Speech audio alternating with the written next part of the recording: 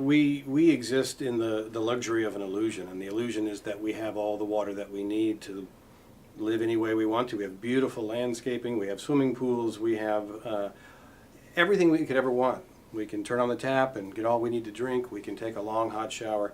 But that illusion comes to us thanks to engineering marvels of a century ago that bring our water to us from someplace else. So the water that we have in such great abundance doesn't exist naturally here in Los Angeles, in Southern California. We get our water from the Sierra Nevada snowmelt or from the Colorado River. And the problem that we have now is there's just not enough of that to go around. We're in the middle of a drought.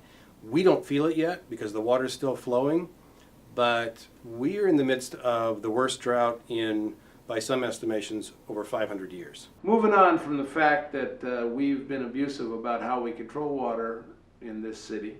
Water is a creative force in our life, and as Christians we use it as a symbol of our baptism, of being washed from our sins and made whole.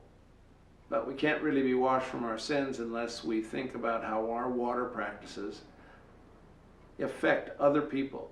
You know, you think about it, how many of us stand in the shower when we're especially stressed or anything, and we stand there for 45 minutes just enjoying the water running over us and rebirthing us in one way or another? Or how many of us take and water our gardens so that they'll be green to the point that we don't think about how much water that's using and how the world around us is affected by our use?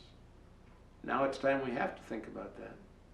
Think about how you can turn off the faucet, how you can make sure that you don't spend too much time washing your car and letting the water run down the gutter, about how often we have to water in order to keep our surroundings beautiful. You know, we live in a desert, and the reality is without water we would turn brown really quickly. What is your part? How do you respect the dignity of every human being by your water usage? What do you have to do to make it a better place for other human beings? Maybe we just have to, with reference to water, live a little more simply so that others can simply live.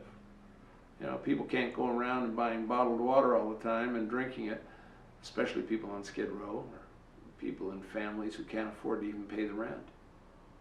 How can we help? What can we do? That's a question I ask you.